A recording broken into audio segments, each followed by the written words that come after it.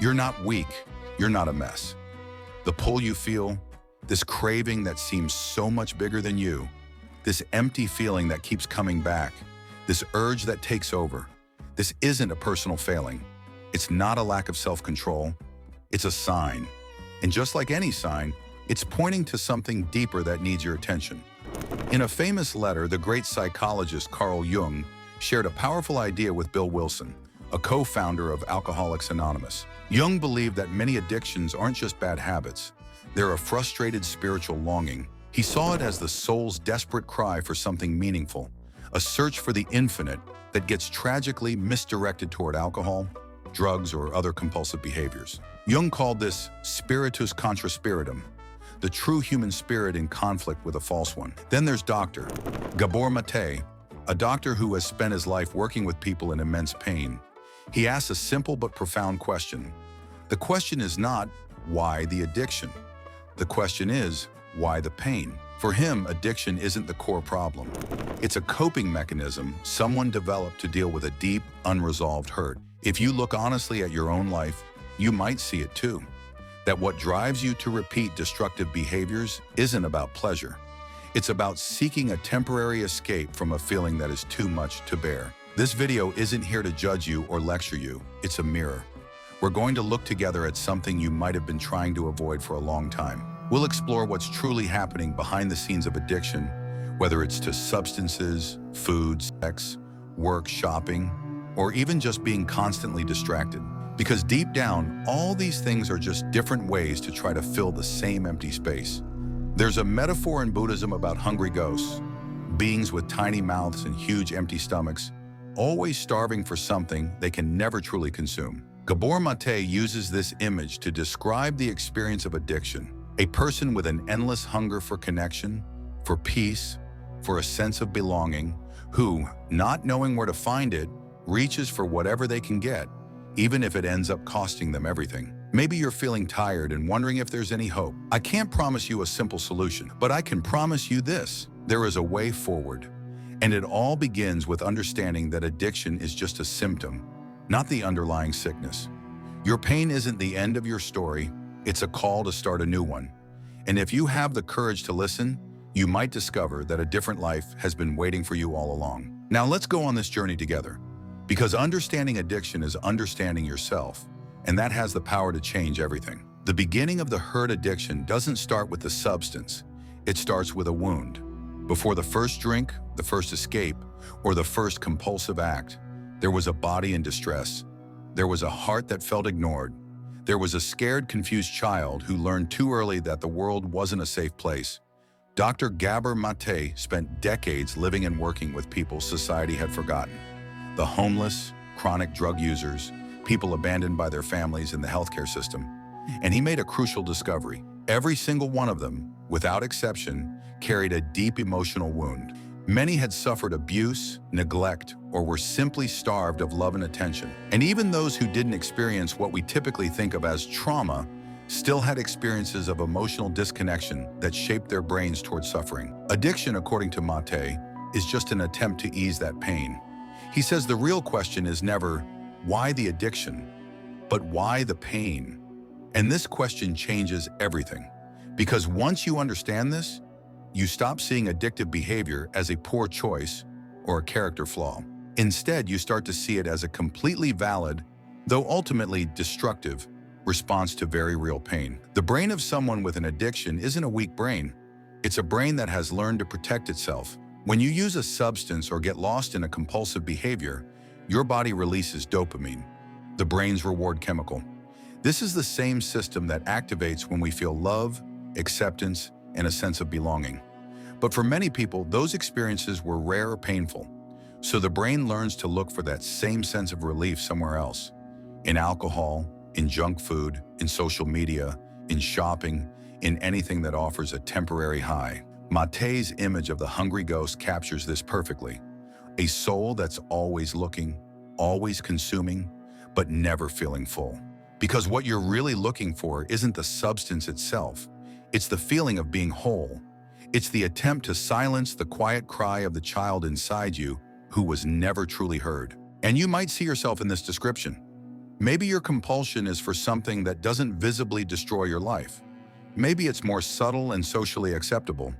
But the question remains the same. What feeling are you trying to avoid? As long as the world keeps punishing the behavior, the pain that drives it will continue to grow, silent and unseen. That's why treatments focused only on stopping the behavior often fail. They're treating the symptom, not the cause. As long as the wound is open, your mind will keep looking for relief, no matter the cost.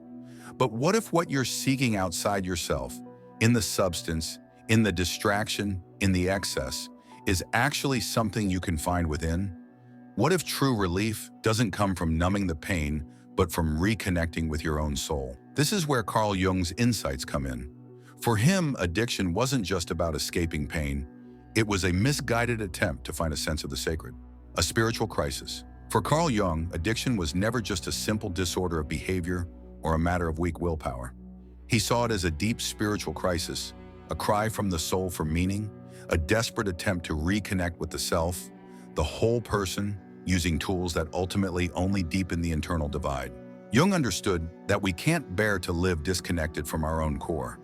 And when that connection is broken, whether by trauma, a sense of loss, or social pressure, our mind looks for a way to fix it. When this fix doesn't find a healthy or symbolic path, it shows up in destructive ways, through obsessions, compulsions, and addictions.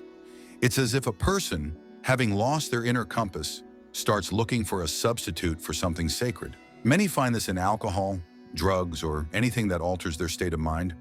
This is what Jung realized when he wrote to Bill Wilson, the co-founder of AA. In that famous letter, Jung explained that for many people, the craving for alcohol is actually an unconscious desire for a spiritual experience, a desire for a changed state of consciousness, for a moment of transcendence.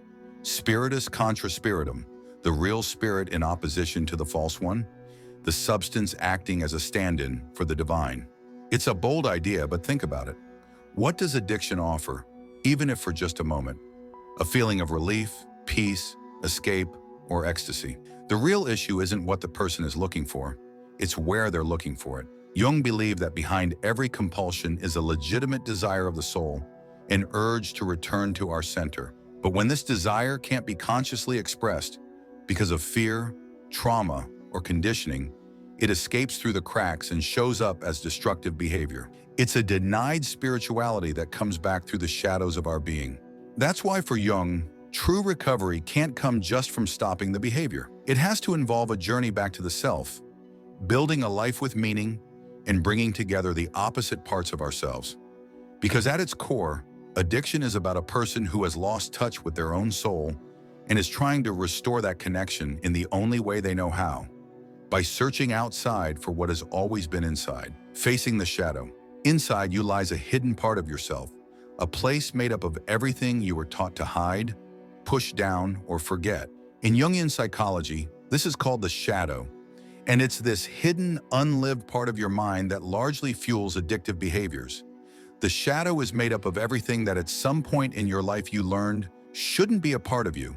Your anger, your shame, your fear, your desires, your sadness. Everything that wasn't accepted by your family, your culture, or your religion was pushed deep into your mind. But just because something is repressed doesn't mean it goes away. In fact, what's banished from your conscious mind starts to act from the shadows, influencing your thoughts and behaviors in a way that feels compulsive and often self-destructive. Jung said, "What you do not make conscious comes into your life as fate." In this context, addiction isn't a choice you make freely. It's a sign of a mind that is at war with itself. It's the shadow trying to get your attention. It's the anger you swallowed that turns into an inner explosion. It's the unprocessed pain that turns into a compulsion. It's the vulnerability you hid that shows up as a need for numbness. Think for a moment. How many times have you repeated behaviors you swore you'd give up? How many times have you sabotaged yourself, even when you knew it would hurt you? How many times have you felt taken over by a force that seemed bigger than you? This isn't a simple lack of discipline. This is your unconscious mind trying to get out. And the more you fight to suppress it, the stronger it becomes. Addiction becomes a way to contain this inner chaos, a release valve for everything your conscious mind doesn't want or can't face. And here's the trap. As long as you see addiction as the enemy, you're only fighting the symptom. The root of the problem is much deeper. It's in what you don't want to look at. It's in the shadow you're afraid to touch. But it's exactly there that healing begins. The journey of deep recovery requires the courage to go inward, to explore the hidden parts of your mind, and to finally name what was hidden. It's painful and uncomfortable, but it's also incredibly freeing, because when you finally integrate the shadow, it stops controlling you. It becomes a source of your strength, not a tormentor, a desperate attempt at self-regulation. Before addiction existed, there was abandonment. Before the compulsive behavior, there was absence. Before the substance abuse, there was a pain that couldn't be named, but screamed silently from within your body. And that's where we have to begin, at the source of the wound. Because no one is born addicted. Addiction is an adaptation, a creative response the mind comes up with to deal with a reality that feels unbearable. Gabor Maté states it clearly: the opposite of addiction is not sobriety, it is connection. This statement holds a simple but powerful truth. Most people with addictions aren't looking for pleasure, they're looking for relief. Relief from constant loneliness, from feelings of inadequacy, from the ache of not feeling loved, seen, or a sense of belonging. And this pain rarely starts in adulthood. It's born in childhood, in the early years of life, often before we have the words to talk about it. Science shows us that our early years of development have a profound impact on the human brain. A child's nervous system organizes itself based on the emotional experiences it receives. If it grows up surrounded by love, acceptance, and emotional presence, its brain develops circuits for safety, trust, and regulation. But if it grows up in an environment of neglect, instability, abuse, or emotional distance, those same circuits become damaged. The child learns that the world isn't safe, and even worse, that their pain won't be cared for. And trauma isn't limited to major events. You don't have to have suffered physical violence or obvious abuse to be traumatized. Trauma is simply the subjective experience of helplessness. It's when your emotional system is overwhelmed by something it can't process, and that feeling gets frozen in your body. And that's where addiction steps in, as an attempt to regulate what was never regulated. Think of addiction as an emotional crutch. It appears where comfort was missing, where there was no one to listen. It offers what the inner child begged for and didn't receive: relief, control, comfort. Using a substance or a compulsive behavior temporarily calms the nervous system. It brings a false sense of belonging, power, and peace. But it's a fragile relief that comes at an increasingly high cost. The body of a person with an addiction holds memories that the mind often forgets. Memories of constant tension, of emotional abandonment, of not feeling worthy of love. And that's why true recovery can't ignore the body, because it's in the body that trauma lives. It's in the body that the wound still hurts. And it's through the body that healing must happen. Addiction, then, is less a disease and more a desperate attempt at self-regulation, at survival, at coping with a pain that no one saw. And when you truly understand this, something changes. Guilt gives way to compassion, and shame slowly begins to fade away. But there's still one crucial element missing: confrontation. Because understanding where addiction comes from isn't enough. You have to be willing to go through that painful territory to get to the root of the hurt. Jung said that no tree can grow into the sky without its roots first reaching into hell. And that's exactly what we'll talk about now. The courage to descend, to face your own darkness, and to make your pain a doorway to transformation. The courage to descend. There's a dangerous myth around the idea of recovery, a fantasy sold by self-help slogans and quick fixes that says you can beat addiction with just willpower, positive thinking, or by changing a few habits. But the truth is different, and it's hard. The real process of healing isn't a climb upward, it's a journey downward. Carl Jung made this clear with one of his most powerful sayings: "No tree can grow to the heavens unless its roots reach down to hell." In the addict's journey, this hell isn't a metaphor. It's real, it's tangible, and it's felt in your very being. It's the dive into your own unconscious. It's the reunion with everything you've denied, forgotten, and locked away, but which has never stopped existing. Healing begins when you stop running, When for the first time you agree to look at the pain instead of numbing it. When you understand that the hunger that never goes away, that empty feeling that nothing seems to fill, won't disappear with another dose, another click, another purchase, another distraction. It will only stop hurting when you finally listen to it. Descending is above all an act of courage. It means facing the shadow head on, recognizing your own inner demons without a mask, sitting with your anguish, guilt, and shame, and enduring the discomfort of being completely honest with yourself. It's not a pretty process. It's not quick. It's often lonely and sometimes brutal, but it's real and it's necessary. This process requires a complete shift in how you see yourself. It's about moving away from the idea of a war against yourself. I need to conquer this addiction. I need to conquer my impulses, and entering a state of reconciliation. Addiction isn't an enemy to be destroyed. It's a messenger, a painful and distorted guide that shows you exactly where the wound is. The substance or behavior that's destroying you is also the one that reveals the path you need to take. It shows you where it hurts, where you're lacking, and where you're bleeding. And this journey isn't just psychological, it's also spiritual.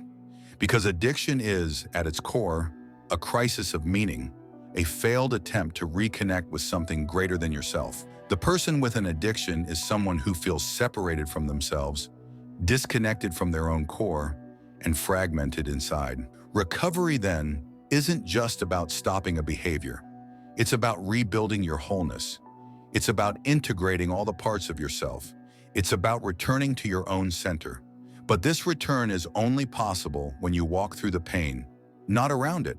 And this only happens in silence, in confronting the void, and in letting go of illusions. You must let go of your old identity and be reborn. Not as someone who is healed, but as someone who is whole, who no longer needs to run, who can finally be present in their own life. This rebirth doesn't happen all at once. It's built little by little, with awareness, with support, and with a true sense of presence. And it's only possible when you understand that you're not broken, you're disconnected. You're not a bad person, you're a wounded person, and you're not alone. You're like all of us, searching for a way back home. The rebirth, overcoming an addiction, is more than just stopping a destructive habit. It's a rebirth. It's about rebuilding your identity from the ground up. It's about learning to live in a body that was once just a container for pain. It's about learning to be present in a life where you once only sought to escape. When you break free from a compulsive behavior, you're not just breaking the bond with a substance. You're breaking the lie that you need to numb yourself to get through life. For a long time, you may have believed that there was no other way, that what controlled you was stronger than you. And in a way it was, because the pain you carried was older than you. It was the pain of the child who wasn't seen, of the teenager who was silenced, of the adult who learned to smile while falling apart on the inside. But now, maybe for the first time, you've begun to see this pain with different eyes. Not as a weakness, but as a signal, a call to action. You are not your addiction. You are not the mistakes you've made. You are the awareness that is watching all of this and slowly learning to make different choices. And this awareness only awakens when the numbness loses its power, when the empty feeling can no longer be filled with distractions, when the void begins to be filled with truth, with presence, and with silence. Jung teaches us that the soul doesn't seek perfection, but completeness. This means that healing isn't about eliminating your shadows, but about integrating them. What makes you strong isn't the absence of pain, but the willingness to feel it without running away. And that in itself is a miracle. If you've watched this far, it's because something in you wants to change. Something in you is already changing, and that deserves to be recognized. The journey is long. It requires patience, humility, and courage. But it's possible, and most importantly, it's worth it. So if this video spoke to you, if you felt seen or understood at any point, leave a comment below. Tell me what part of this resonated most with your story. What part hit home for you? I read all the comments, and you can be sure your story matters. And if you want to continue this journey, this dive back into yourself, be sure to watch the next video. It's an important continuation of this path, a piece that completes what we started here. Don't forget to like this video and share it with someone who needs to hear this. And most importantly, subscribe to the channel, because this isn't just a channel about psychology. It's a space for awakening, and you deserve to be awake. Thanks for watching. Mind Unbound.